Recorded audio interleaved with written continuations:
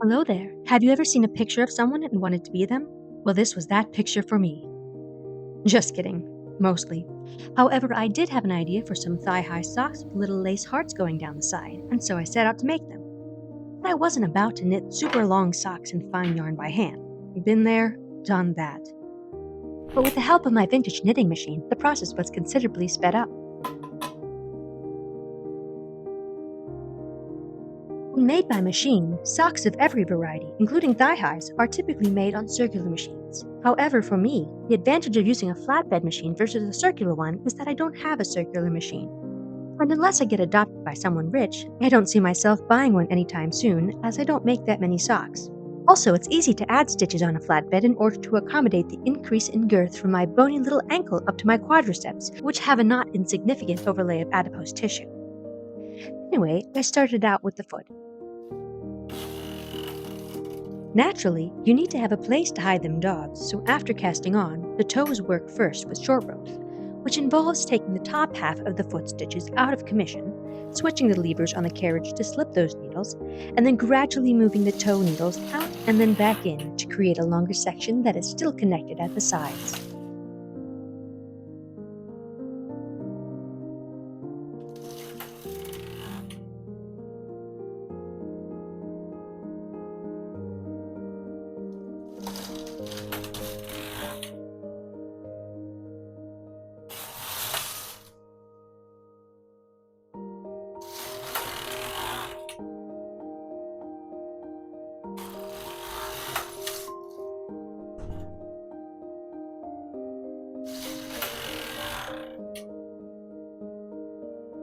Makes a nice little pocket. Once that is done, the levers are switched back to knit all the needles, and the instep is knitted straight.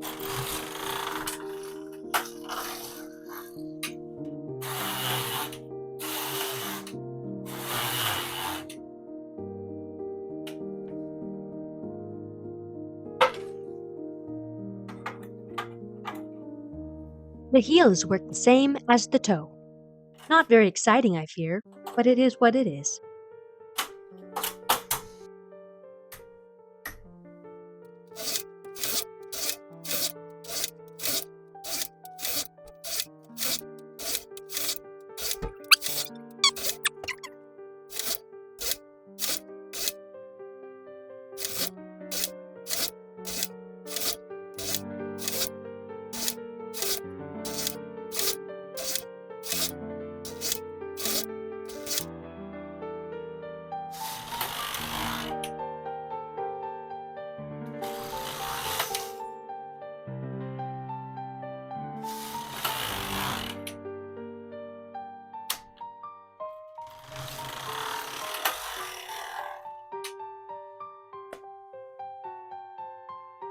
For the next leg of my sock-making journey, namely, the leg, I started adding in those little hearts by evicting a stitch from its needle and forcing its neighbor to take it in. This has the same effect as yarn over and knit two together does in hand knitting.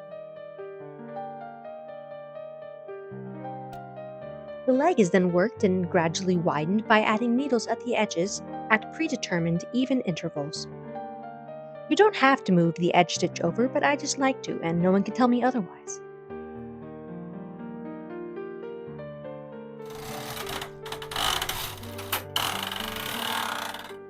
If you have two yarn overs next to each other, you have to drop one on the following row, or you will end up with a run in your fabric, which is a neat effect if that's what you're going for, but a huge headache if you're not.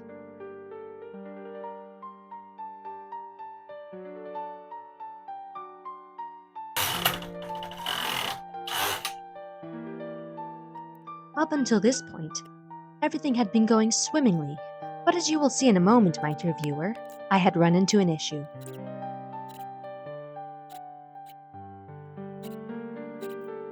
I was trying to put these cute little hearts just up along the side, but it keeps breaking. Tried to fix it one time here, but it's just going to keep happening because there's too much tension across here. And this isn't a very strong yarn. You can break it with one hand. It's fine when there's nothing interrupting it, but when I move the stitch over to create the lace, it has a hard time pulling the yarn through that stitch that has the two through the needle. It has a hard time pulling the yarn through the needle with the... That was kind of incoherent, and then my mic cut out. But what I am trying to say is that this gauge in my machine pushes the limits of this yarn, and I'm going to have to figure something else out. Good morning, Starshine. The Earth says hello. 106, and I'm restarting the sock. Hopefully it goes pretty quick, and no major mess-ups again. I'll be doing just a plain sock after this. Nothing crazy. Yeah. In case you didn't catch that, I'm just doing a plain sock with no hearts, which is kind of sad, but we do what we have to in these trying times. The foot is worked the same as the other one, so I'll just speed through that. The foot is done, it is 1:30, and I'm going to do the leg. And so I began the leg. It's not a terribly interesting process, but apparently I took it upon myself to get B-roll footage of every single angle possible.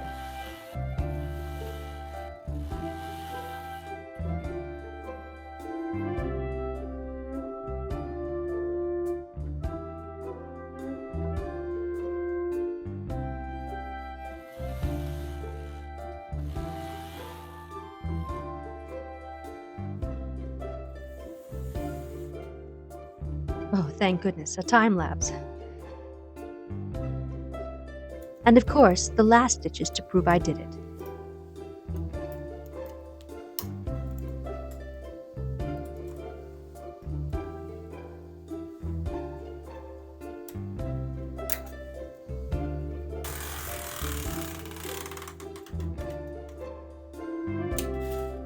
Now I'm going to crease the side of the stitch, work one row, and then work, let's say 36, then switch it back to normal tension, and then work 36 rows for the elastic casing.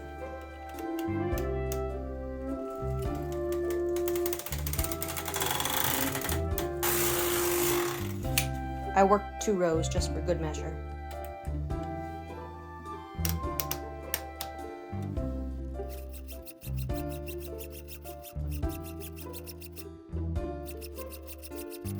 It is very difficult to see because of this color, but I'm going to try to find the rows of larger stitches and follow them down and then scoop them up. I'm not very good at explaining things in the moment, but what I was trying to say is that I need a channel for elastic to run through in order for these socks to have a snowball's chance at staying up my leg. And a theoretically easy way to make one is to take the stitches from a row further down and place them back on the needles, thereby doubling up the fabric and creating a neat little channel which doesn't require seaming afterward. However, in this case, the theory didn't align with actual practice. Well, I was trying this because I thought it would be faster than just binding off and sewing a seam later, but it is not faster in any form of the word. So I am just going to bind it off and then sew the casing like a normal seam when I sew the other seams. Well, that was a lot more annoying than I thought. Bring the carriage over here.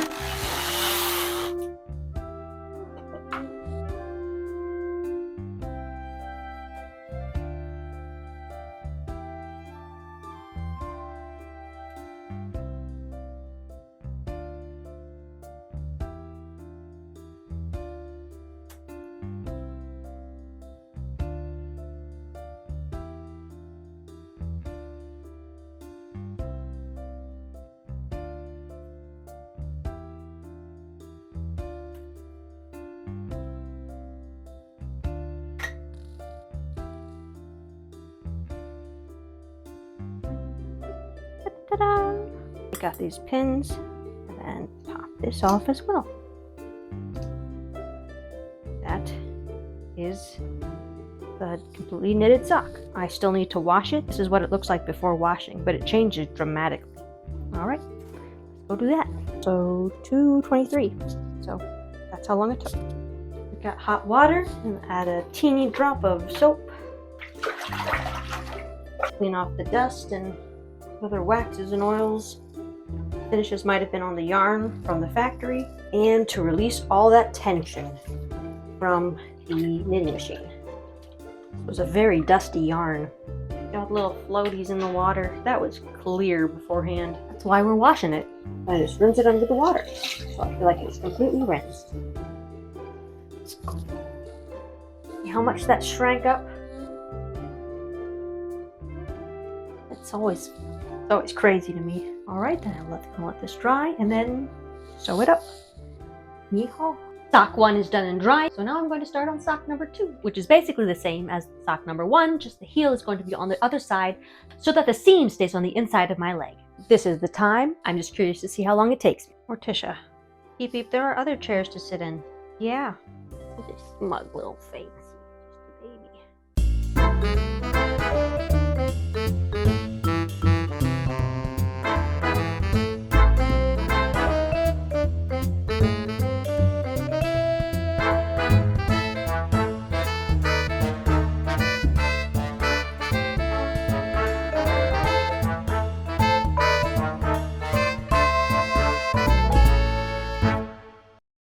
Second sock is off the loom. It has been approximately 1 hour and 40 minutes. I did manage to do a little bit of the casing, but not the whole way because it just got, the tension wasn't right to do it, but it looks neat, a little bit that I did. And I'm going to go wash this puppy and go from there. Before I started on the big ones, I did make several swatches to create my pattern, as well as a much smaller set of prototype socks, all completely off camera. This is what I am using to test my sewing machine settings. Also, the reason I haven't given much in the way of a real pattern so far is because I have specifically sized these socks to myself, and cannot guarantee they will fit anyone else well. Can't really even guarantee they will fit me well, but here we are. If you, dear watcher, wish to make your own similar socks, I recommend making a bunch of gauge swatches, taking some measurements, and creating your own pattern. Okay, since prototypes worked pretty well, I did find that I had to lower the presser foot pressure. I'm going to start with this one. So to get an idea of what exactly is going on, you've got the toe and the heel, and what I'm going to do is fold this over so that the front of the foot and the toe are aligned. And I hope I'm getting this on the camera. Since this is black, I don't see anything. Find the other end of the toe right where the short rows stopped. And so the short rows ended, can't see it upside down. So this is the fold point. Give it a pin and then make sure the rest of the foot toe matches, which it should, since it is the same number of stitches. Make sure the edges are uncurled, because all they want to do is just shrivel up on themselves. Let's say we give that a sew on a zigzag stitch and just sewing right at the very edge.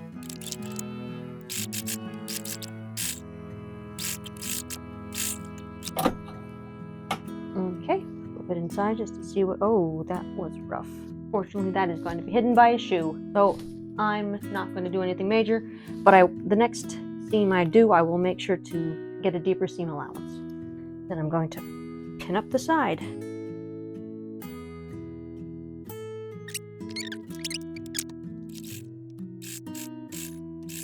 The goal is to use the pins to kind of help push the fabric through while also not running over the pins and shattering my needle. What you doing, Wednesday? Coming through? Good job, Beep Beep.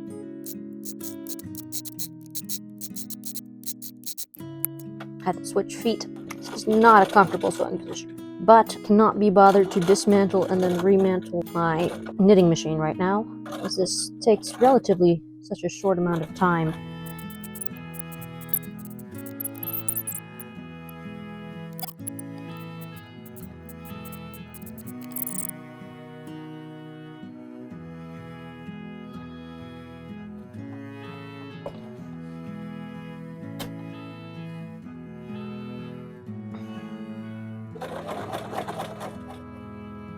Sock 1 done.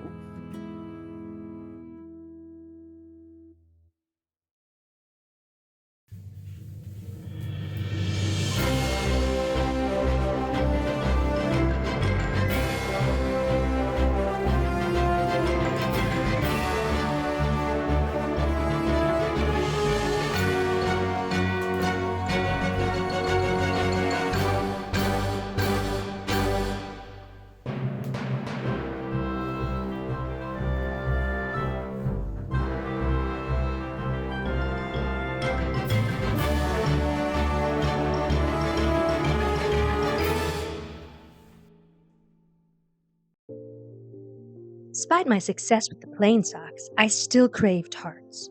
Not the still beating ones freshly torn from the bodies of mine enemies, but rather the lace hearts from earlier.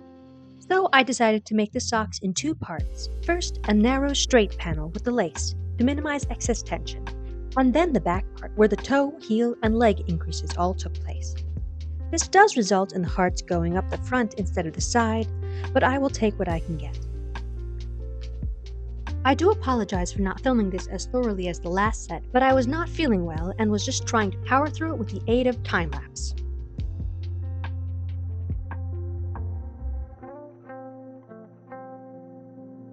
Seams are much more exposed in this version, so I seamed it by hand instead of machine, with the leg portions done with a tiny crochet hook and chain stitch, and the casing done with a herringbone stitch to keep it nice and stretchy.